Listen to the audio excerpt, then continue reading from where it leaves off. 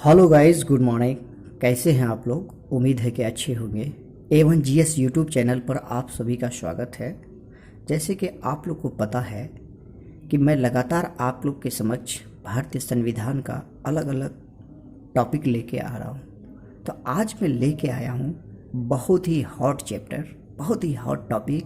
ये ऐसा टॉपिक है जो आपको हिस्ट्री में भी मिलेंगे, ये ऐसा टॉपिक है जो इंडियन पॉलिटी में भी मिलेंगे। दोनों सब्जेक्ट के पर्पस से, एग्जाम पॉइंट ऑफ व्यू से ये चैप्टर बहुत ही अति महत्वपूर्ण है। जो किसी भी एग्जाम पेपर उठा के देख लीजिए, चाहे वो रेलवे से लेके यूपीएससी तक, चाहे स्टेट पीसीएस हो, हाँ, इस चैप्टर से, इस टॉपिक से एनी हाउ 2 क्वेश्चन तो रहेंगे ही रहेंगे और पूछते ही पूछते हैं जी। तो चैप्टर का नाम है, क्या नाम है चैप्टर का? चैप्टर का नाम है भारतीय संविधान का विकास। कहता है भारतीय संविधान का विकास कैसे हुआ।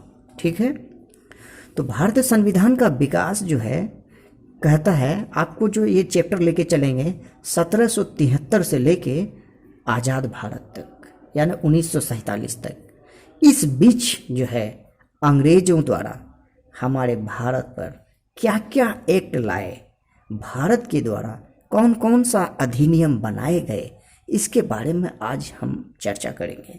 हमारे साथ आप बने रहिए और देखिए ध्यान से मैं किस तरह से आपको बता रहा हूँ। कहता है भारतीय संविधान का विकास के बारे में कि कैबिनेट मिशन योजना के अंतर्गत, ठीक है, जुलाई 1946 ईस्वी में संविधान सभा के लिए चुनाव हुआ था। ठीक है, वर्तमान में भारतीय संविधान का निर्माण इसी संविधान सभा द्वारा होता है।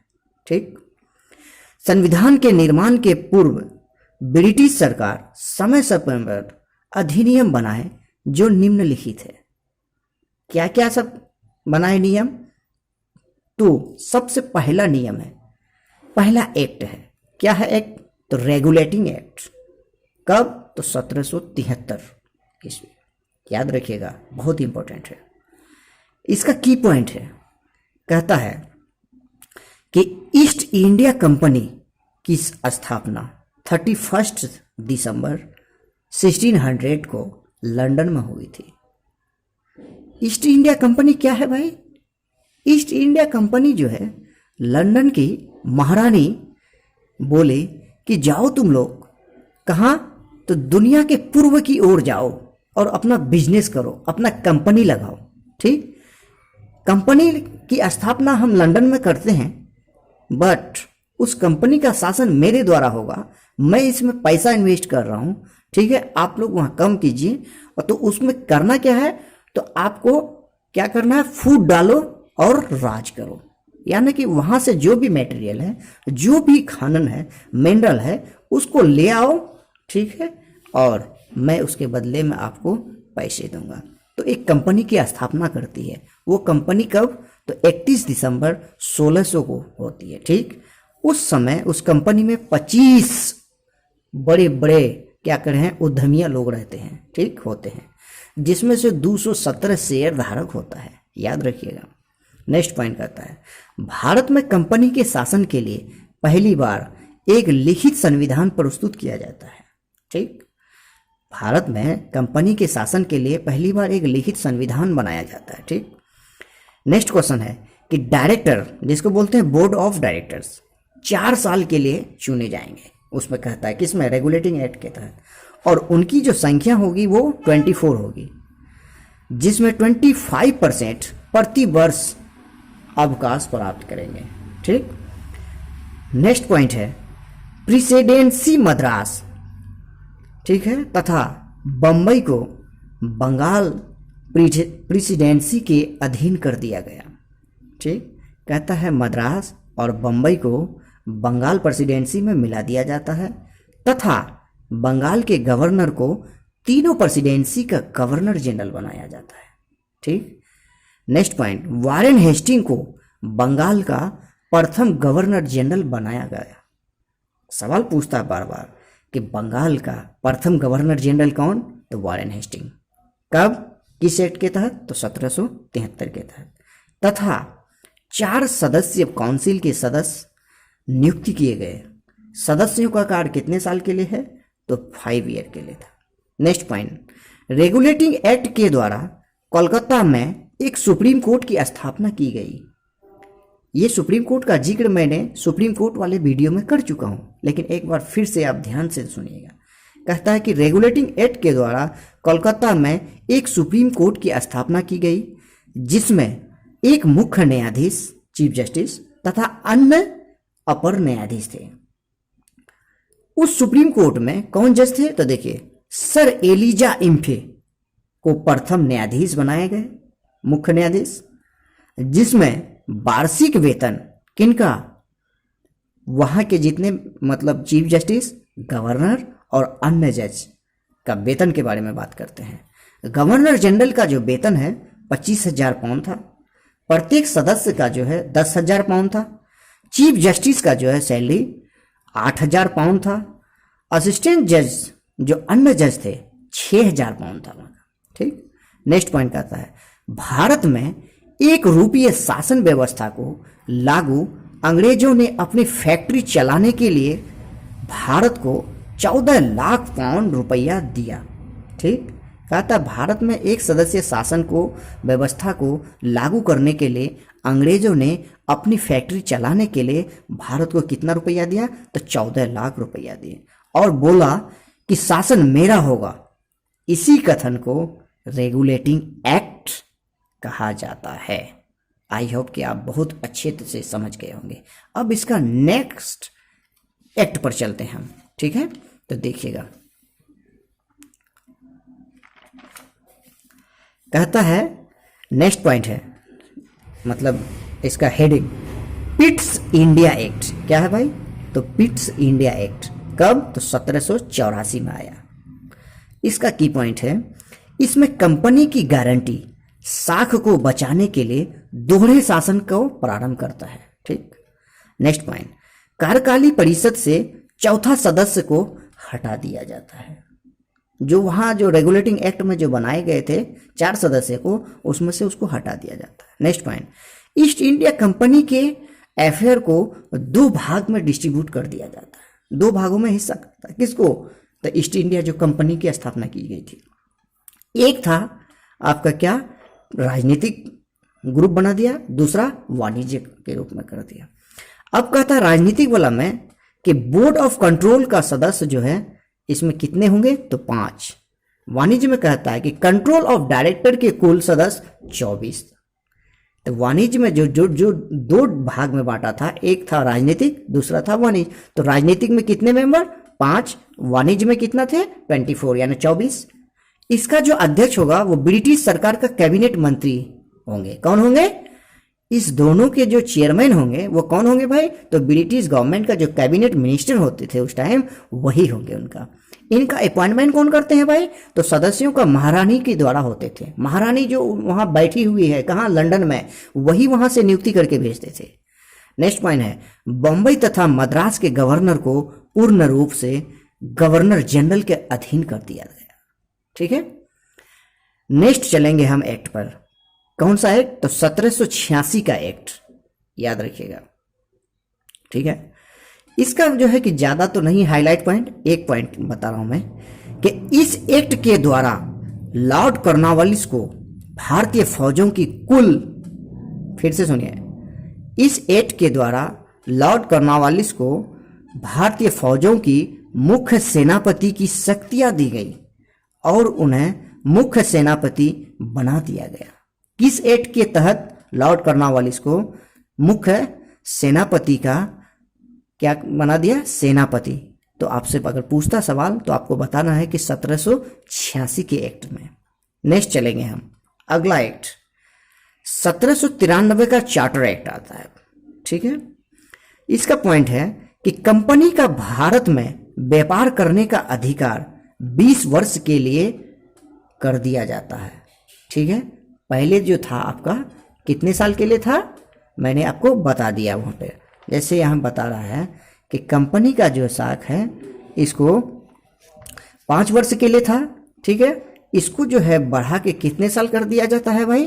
तो 20 वर्ष के लिए कर दिया जाता है। ठीक, नेक्स्ट पॉइंट है, सिविल सर्विस का फादर आपसे बहुत बार क्वेश्चन पूछ चुका है ये प्रीवियस ईयर में, आप उठा के भी देखिएगा, प्रीवियस ईयर क्वेश्चन सॉल्व कीजिएगा, आपको मिल जाएगा। कहता है सिविल सर्विस का फादर किसे कहा जाता है, तो लॉर्ड कॉर्नवालिस को कहा जाता है। ठीक, नेक्स्ट पॉइंट, वारेन हेस्टिंग के विरुद्ध सबसे पहले भ्रष्टाचार हटाने का प्रस्ताव लाया गया था। ये भी सवाल पूछ चुका है जी कि कौन सा गवर्नर जनरल है जिसके प्रति सबसे पहले महाभियोग लगाए गए थे, तो वो कौन है, वारेन हेस्टिंग। नेक्स्ट पॉइंट है, नियंत्रक मंडल के सदस्यों को भारतीय राजस्व से वेतन देने का अधिकार कर दिया गया। नेक्स्ट है, लॉर्ड कॉर्नवालिस को भारत में दफनाया गया। सवाल पूछता है कि लॉर्ड कॉर्नवालिस का मकबरा कहाँ है भाई, तो ये भारत में है। ठीक है, लॉर्ड कॉर्नवालिस को सिविल सर्वेंट का फादर कहा जाता है, याद रखिएगा। नेक्स्ट आता है मेरा 1813 का चार्टर एक्ट। ठीक है, इसमें कहता है कि इस एक्ट के तहत कंपनी के अधिकार पत्र को 20 वर्ष के लिए पुनः लागू कर दिया जाता है। Next point, east India company के तहत व्यापारिक अधिकार को समाप्त कर दिया गया। नेक्स्ट पॉइंट, चीन के साथ व्यापार एवं चाय के व्यापार के लिए अधिकार के अतिरिक्त कंपनी के व्यापारी को समाप्त कर दिया गया और ब्रिटिश नागरिकों को भी व्यापार करने का अधिकार प्रदान किया गया। इस एक्ट से एक क्वेश्चन पूछता है, वो क्वेश्चन बहुत इंपॉर्टेंट है कि चीन के साथ व्यापार एवं चाय के व्यापार के लिए अधिकार के अतिरिक्त कंपनी को व्यापारी को समाप्त कर दिया जाता है। ये बहुत इंपॉर्टेंट क्वेश्चन है, ये बार बार पूछा भी गया है।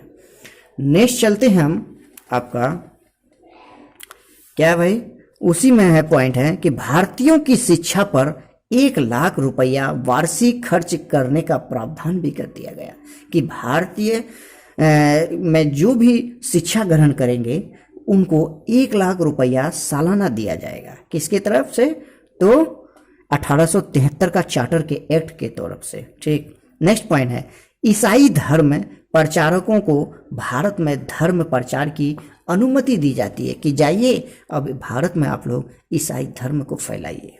नेक्स्ट पॉइंट कहता है, कलकत्ता, बम्बई एवं मद्रास की सरकारें द्वारा बनाई गई विधियों का ब्रिटिश संसद द्वारा अनुमोदन किया जाना अनिवार्य बना दिया गया। ठीक, नेक्स्ट चलेंगे हम 1833 का चार्टर एक्ट।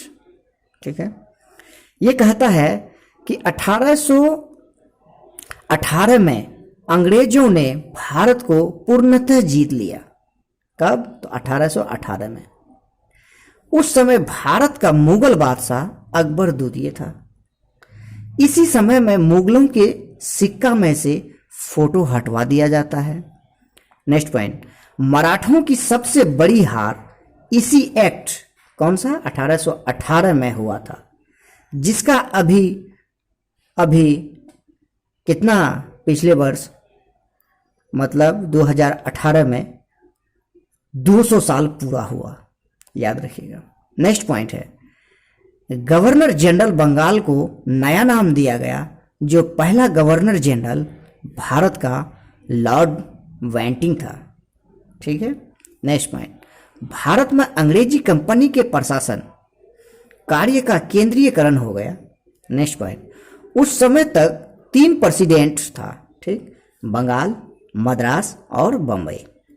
नेक्स्ट पॉइंट, विधि सदस्य को चौथा सदस्य के रूप में गवर्नर जनरल की कार्यकारी परियोजना को जोड़ा गया। यह लॉर्ड मैकाले का समय था। ठीक है, next point, civil service exam को प्रारंभ 1860 में लॉर्ड मैकाले ने किया।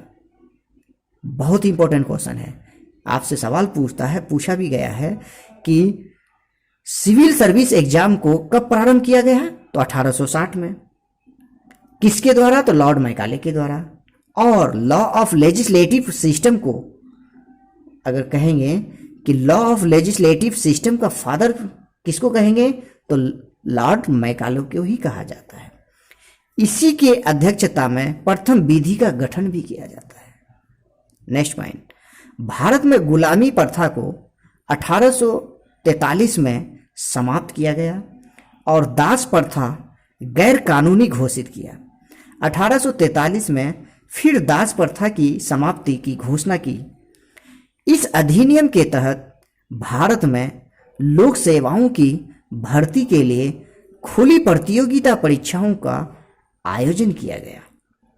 किस एक्ट के तहत? तो 1833 के चार्टर एक्ट में कहा गया कि लोक सेवाओं जिसके लिए तैयारी कर रहे हैं अभी बेजोर लड़के स्टूडेंट लोग, ठीक है, लोक सेवा यानी यूपीएससी संघ लोक सेवा का भर्ती के लिए खुली प्रतियोगिता परीक्षाओं का आयोजन किया गया।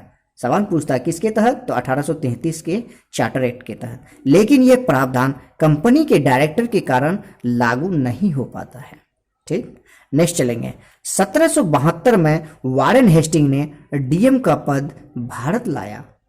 डीएम का पद कहाँ से आया? तो इंग्लैंड से, लंदन से। कौन लाया? तो वारेन हेस्टिंग ने लाया। कब लाए? तो 1772 में, याद रखिएगा। यह फ्रांस के परफेक्ट के समानार्थी के समान है। यह फ्रांस से लिया गया है। ठीक है, नेक्स्ट चलेंगे हम।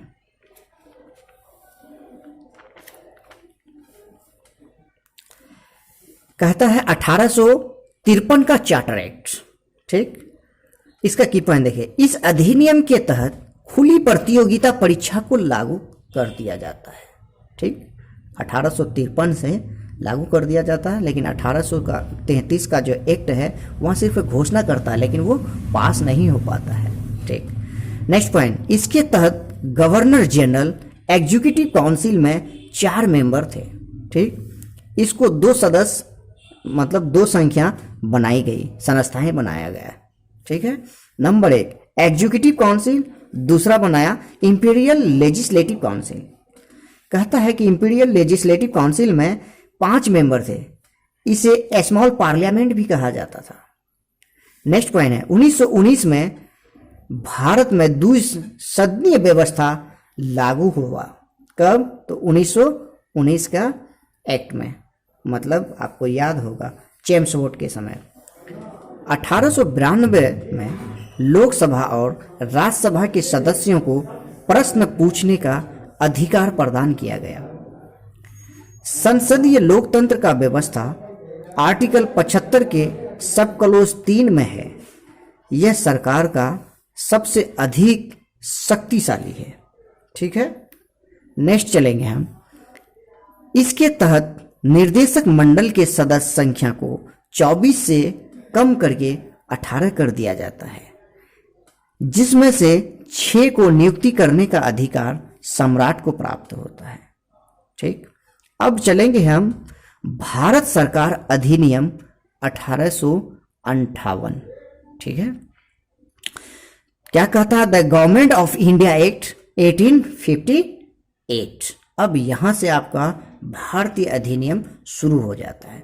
ठीक है, चार्टर एक्ट 1853 से लेके क्या 1773 के बीच अब इंडिया एक्ट आता है। तो देखिए, प्रथम भारतीय स्वतंत्रता संग्राम 1857 के बाद आए इस अधिनियम के द्वारा ईस्ट इंडिया कंपनी का शासन समाप्त हो जाता है और इसके स्थान पर भारत का शासन इंग्लैंड की सामग्री, ठीक है, ब्रिटिश क्राउन के नाम से किया जाने लगता है। ठीक, 1857 के बाद 1857 का बगावत तो आप लोग को याद होगा, गदर। ठीक है, हाँ, ईस्ट इंडिया कंपनी का शासन समाप्त हो जाता है। उसके बाद जो है ब्रिटिश क्राउन का राज शुरू हो जाता है। इसका रूल क्या था? तो इसका रूल 2 तरह से होता था। एक होता था भाई ईस्ट इंडिया कंपनी के थ्रू, दूसरा होता था ब्रिटिश क्राउन के थ्रू। अब आपसे सवाल अगर आप जानेंगे कि भाई चार्टर एक्ट किसको कहा जाता है और इंडिया एक्ट किसको कहा जाता है, ठीक है, तो जो क्या कर रहे हैं कि ईस्ट इंडिया कंपनी की तरफ से बनाया गया एक्ट, जो इंग्लैंड के महारानी द्वारा बनाया गया एक्ट है, उसको हम क्या बोलेंगे? तो चार्टर एक्ट बोलेंगे। जो ब्रिटिश क्राउन 1800 कब से 58 से लेके 1947 के बीच जो इंडिया एक्ट के द्वारा बनाया गया, ठीक, इसे हम बोलेंगे गवर्नमेंट ऑफ इंडिया एक्ट। ठीक, अगर आपको बोलता है एक्ट और चार्टर में क्या डिफरेंट है? तो चार्टर बताएंगे आप कि ईस्ट इंडिया कंपनी के द्वारा जो लागू किया गया उसको चार्टर एक्ट कहेंगे, जो भारतीय शासन के द्वारा लागू किया गया उसको एक्ट कहेंगे।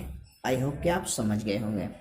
इसके लिए चलेंगे हम नेक्स्ट में किसका, तो 1857 का की पॉइंट कहता है, 1857 के की पॉइंट है कि बी.डी. सावरकर, कौन? बी.डी. सावरकर ने इसे सबसे पहले सिपाही आंदोलन कहा था। 1857 के बगावत को बी.डी. सावरकर ने क्या कहा था? सिपाही आंदोलन कहा था। आपको याद होगा, ये क्वेश्चन पूछ चुका है बीपीएससी में। नेक्स्ट है, इसमें ईस्ट इंडिया कंपनी की शासन समाप्त हो जाती है और इसमें क्राउन का शासन शुरू हो जाता है 1857 के बाद। नेक्स्ट है, भारत सचिव परिषद में ब्रिटिश सरकार का वरिष्ठतम नागरिक जो वहाँ के होते हैं उनको बनाया जाता है।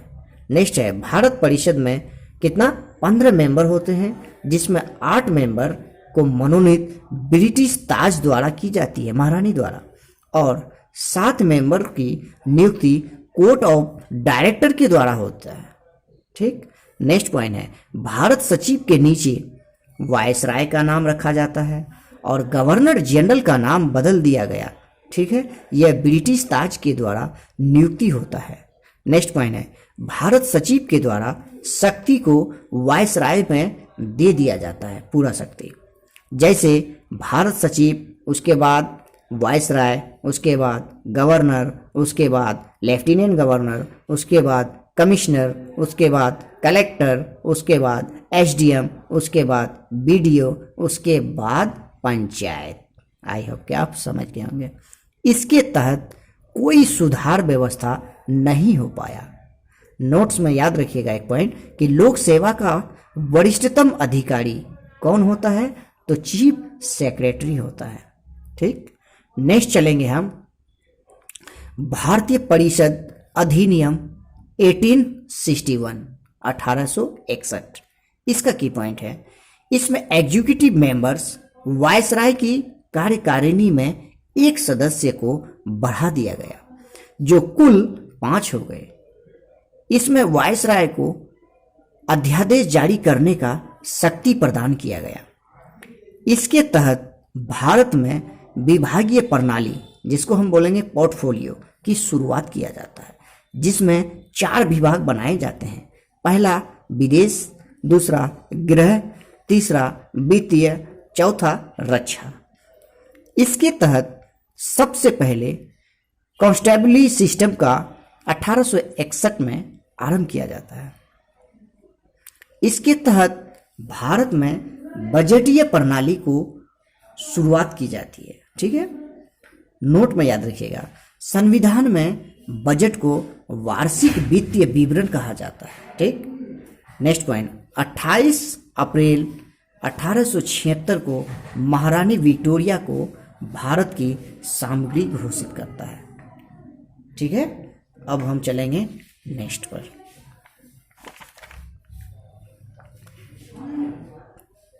ठीक है, अब जो ये है भाई भारतीय परिषद अधिनियम 1892। ठीक है, इसका जो पॉइंट है, इसमें सबसे पहले लेजिस्लेटिव काउंसिल में प्रश्न पूछने का राइट दिया जाता है। किस एक्ट के तहत, तो 1892 के तहत। इसमें बजट संबंधी और अन्य मामलों में प्रश्न पूछने का अधिकार दिया गया। नोट, कांग्रेस का अर्थ होता है क्या है, लोगों का समूह। ठीक। नेक्स्ट पॉइंट है, इसके तहत केंद्रीय विधान परिषद में अतिरिक्त सदस्यों की संख्या में वृद्धि किया गया, जिसमें कम से कम 10 तथा अधिकतम 16 मेंबरों की संख्या निश्चित की गई। किस एक्ट के तहत, तो भारतीय परिषद अधिनियम 1892। नेक्स्ट है भारतीय परिषद अधिनियम 1909। इस अधिनियम को मार्ले मिंटो रिफॉर्म भी कहा जाता है, बहुत ही इंपॉर्टेंट है ये। नेक्स्ट पॉइंट, इसके तहत 1905 में बंगाल का विभाजन कर दिया जाता है। किस एक्ट के तहत, भारतीय परिषद अधिनियम के तहत। इसके तहत गर्मपंथी और नरमपंथी का आरंभ हो जाता है। नेक्स्ट पॉइंट, इसके तहत 1906 में आगा खां द्वारा मुस्लिम लीग की स्थापना की जाती है। नेक्स्ट पॉइंट, इसके तहत भारत में पहली बार मुस्लिम संप्रदाय के व्यक्तियों के लिए पृथक निर्वाचक मंडल एवं पृथक प्रतिनिधित्व की व्यवस्था की गई। नेक्स्ट पॉइंट है, ठीक है, इसके तहत भारत में हिंदू मुस्लिम एकता को खंडित किया गया। किस एक्ट के तहत? तो भारतीय परिषद अधिनियम के तहत। इसके तहत भारत एवं पाकिस्तान का विभाजन 3 जून 1947 ईस्वी को की जाती है। नेक्स्ट पॉइंट है, जिस समय यह अधिनियम बनाया गया उस समय भारत के governor general Lord Minto second था। इसके तहत चुनाव के लिए प्रत्याशियों और मतदाताओं की योग्यता निर्धारित की गई। इस समय केवल पुरुष ही वोट करते थे, उसको राइट दिया था, किसको? सिर्फ मेल को, फीमेल को नहीं। नेक्स्ट है, इसके तहत पहली बार भारतीयों को भारत परिषद और वायसराय की कार्यकारिणी परिषद में स्थान दिया गया। इसके पहले सदस्य डॉक्टर सचिदानंद सिन्हा थे, जो बिहार के रहने वाले थे। तो गाइस, आज मैं यहीं तक रख रहा हूँ, वीडियो बहुत लंबा समय जा रहा है, ठीक है। तो आप लोग से मेरा हम्बल रिक्वेस्ट है कि इस वीडियो को 1 से 2 बार आप प्ले करके देखिएगा और नोट डाउन कीजिएगा, ऐसे ही नोट्स बनाइएगा, ठीक है। एक बार अगर आपने नोट्स बना लिया तो फ्यूचर के लिए आपको टेंशन नहीं रहेंगे। जब भी जरूरी हो आप नोट्स बुक उठाइए और खोल के देख लीजिए, आपका माइंड रिकॉल कर लेगा, ठीक है। तो जाते जाते मैं एक बार कहना चाहूँगा कि मेरा A1GS यूट्यूब चैनल को ज़्यादा से ज़्यादा शेयर कीजिए, लाइक कीजिए और सब्सक्राइब कीजिए, बेल आइकन को ज़रूर दबाइए, इसलिए कि जो ही मैं वीडियो अपलोड करूँ तो आपके पास ऑन द स्पॉट पहुँच जाए और आप इसका आनंद ले सके, ठीक है। जाते जाते मैं एक शेर पेश करना चाहूँगा कि मंजिल उन्हें मिलती है जिनकी चाहत में जान होती है। मंजिल उन्हें मिलती है जिनकी चाहत में जान होती है। पंखों से कुछ नहीं होता दोस्त, हौसलों से उड़ान होती है। तो हौसला होनी चाहिए, जज्बा होनी चाहिए, डिजायर होनी चाहिए आपके अंदर कुछ करने का। पढ़ो ऐसा कि पढ़ा सको, कर दिखाओ कुछ ऐसा कि दुनिया करे आपके जैसा। थैंक यू, बाय बाय, धन्यवाद।